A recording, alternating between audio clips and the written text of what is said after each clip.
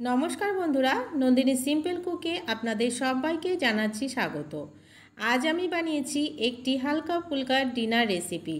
রাতের বেলা যদি খুব ভারী কিছু মশলাদার খাবার খেতে ভালো না লাগে, এই রেসিপিটি একবার হলেও বানিয়ে দেখতে পারেন। আশা করছি বাচ্চা থেকে বড় সবারই ভীষণ ভালো লাগবে। আজকের এই রেসিপিটি একদমই সহজ পদ্ধতিতে আমি বানিয়ে শেয়ার করলাম। এই রেসিপিটি বানাতে খুব বেশি সময় লাগে না, মাত্র 15 থেকে 20 মিনিটের মধ্যে এই রেসিপিটি তৈরি করে নেওয়া যায়। আর আজকের রেসিপি পুরো দেখার অনুরোধ রইল বন্ধুরা। ভীষণই টেস্টি একটি রেসিপি। আজকের রেসিপি যদি ভালো লাগে একটা লাইক করতে ভুলবেন না। তাহলে চলুন ভিডিওটা দেখে নেওয়া যাক। আজকের রেসিপি তৈরি করার জন্য প্রথমে আমি এদিকে নিয়ে নিচ্ছি এক বাটি বেসন। এখানে আমি ছোট বাটি মেপে নিলাম। ওই বাটিরই নিয়ে নিলাম এক বাটি সুজি, দিয়ে দিচ্ছি স্বাদ মতো লবণ, আর দিয়ে দিচ্ছি জল। এখানে আমি জল দিয়েই আজকে এটা গুলবো। ব্যাটারটাকে এবারে আমরা তৈরি করে নেব। তার জন্য কিছুটা জল প্রথমে দিয়েছি, আবারও কিছুটা জল এখানে দিয়ে দেব। দিয়ে খুব ভালো করে একদমই স্মুথ করে নিতে হবে, কোনো রকম যেন বেসনের ডেলা বেঁধে না থাকে।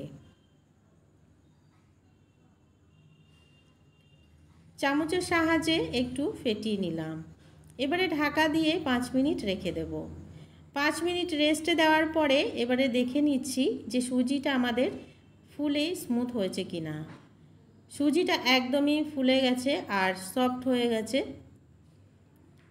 এবারে দিয়ে দিচ্ছি আরও কিছু ইনগ্রিডিয়েন্টস। দিয়ে দিচ্ছি একদমই ছোট করে কেটে রাখা পেঁয়াজ। এখানে আমি 2টো পেঁয়াজ ব্যবহার করলাম। দিয়ে দিচ্ছি 1 টিস্পুন চিলি ফ্লেক্স। চিলি ফ্লেক্সটা খুব বেশি ঝাল হয় না, দিয়ে দেখতে পারেন। বাচ্চাদের জন্য ভালো লাগবে, বাচ্চাদেরও ভালো লাগবে, খুব বেশি ঝাল নেই বলে। আর দিয়ে দিচ্ছি 1/2 টিস্পুন থেকে একটু কম আজওয়াইন। আজওয়াইনটাকে আমি একটু হাতের সাহায্যে ভেঙে নিয়ে তবে দিচ্ছি। এবারে আবারও খুব ভালো করে একটু মিক্স করে নেব সমস্ত কিছুকে।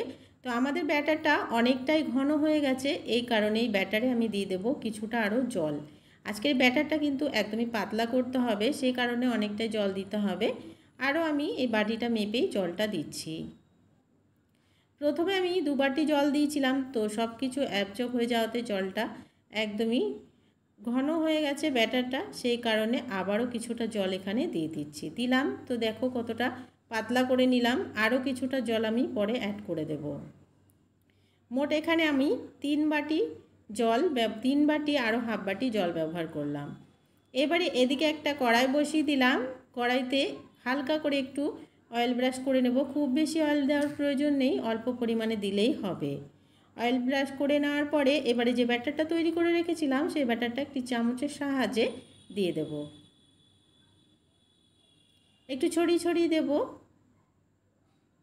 তোমাদের কাছে যদি ফ্রাইং প্যান থাকে তো তোমরা ফ্রাইং প্যানেও করে নিতে পারো, আমার কাছে নেই বলে আমি কড়াইতে করছি। এবারে একটু নাড়িয়ে চারিদিকটা দিয়ে এবারে কিছুক্ষণ রেখে দিলাম। যখন দেখবে উপরটা ড্রাই হয়ে গেছে তখন কিন্তু উল্টে দিতে হবে।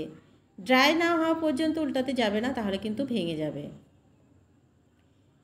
এবারে চারিদিকে একটু তেল দিয়ে উল্টে দেব। এবারে ওই পাশটা লাল লাল করে ভেজে নেওয়া হয়ে গেছে, এবারে এই পাশটাকেও একটু ভেজে নেব। আরও কিছুক্ষণ আমি রেখেছিলাম যেন খুব ভালো করে গোল্ডেন হয়ে যায়। তো দেখো একদমই পুরো ভালোভাবে গোল্ডেন হয়ে গেছে আর অনেকটাই ক্রিস্পি হয়ে গেছে। এটা আমাদের একদমই রেডি হয়ে গেছে। এবারে নামিয়ে আরও একটা আমি তোমাদেরকে বানিয়ে দেখিয়ে দিচ্ছি। কত সুন্দর দেখতে হচ্ছে তোমরা দেখে বুঝতেই পারছো। আবারও আমি কড়াইতে তেল ব্রাশ করে নিলাম, করে নিয়ে আবারও ব্যাটারটা দিয়ে দিচ্ছি। একটু ছড়িয়ে ছড়িয়ে দেব ব্যাটারটা, তাহলে কি হবে জালিদার তৈরি হবে আর অনেকটাই ক্রিস্পি হবে। আবারও কিছুক্ষণ রেখে একটু ড্রাই করে নিলাম আর নিচের দিকটাতে একদমই গোল্ডেন করে ভেজে নিলাম। এবারে উল্টে দিয়ে ওই পাশটাকে একটুখানি সেঁকে নেব। খুব বেশি সময় লাগে না এটা তৈরি হতে। তোমরা যদি বানাও তাহলে বুঝতে পারবে যে কতটা সময় এটা রেডি হয়ে যায়। গরম গরম সার্ভ করো, দেখবে সবাই ভীষণ খুশি হয়ে যাবে এই রেসিপিটি হাতে পেলে। এটাও রেডি হয়ে গেছে, এবার আমি নামিয়ে নিচ্ছি। সমস্ত রেসিপি রেডি করে নিলাম। এবারে আমি রেসিপিটাকে সার্ভ করে দিচ্ছি।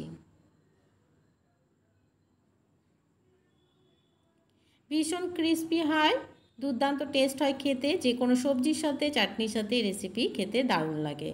ডিনারে রুটি খেতে ভালো না লাগলে এই রেসিপিটা একবার ট্রাই করে দেখতে পারো। এই রেসিপিটি, আজকের রেসিপি ভালো লাগলে বন্ধুরা একটা লাইক করতে ভুলো না। অনেক অনেক শেয়ার করে দেওয়ার অনুরোধ রইল। আমার চ্যানেলে নতুন বন্ধু হয়ে থাকলে আমার চ্যানেলটিকে সাবস্ক্রাইব করে আমার পাশে থাকার অনুরোধ রইল। পাশে থাকা বেল আইকনটাকে প্রেস করে অল বাটনে অবশ্যই ক্লিক করে রেখো এ ধরনের রান্নার নোটিফিকেশনগুলো সবার আগে তোমার কাছে পৌঁছে যাওয়ার জন্য। আর আজকের রেসিপিটি কেমন হয়েছে কমেন্টস করে জানাতে আমাকে একদমই ভুলো না বন্ধুরা। এবারে আমি একটা তোমাদেরকে একটু ছিঁড়ে দেখিয়ে দিচ্ছি। আমি এখানে একটি সবজি রান্না করেছিলাম, সেই সবজির সাথে আর চাটনির সাথে এখানে সার্ভ করে দিলাম। আজকের রেসিপিটি এখানে শেষ করছি। সবাই ভালো থেকো, সুস্থ থেকো, টাটা।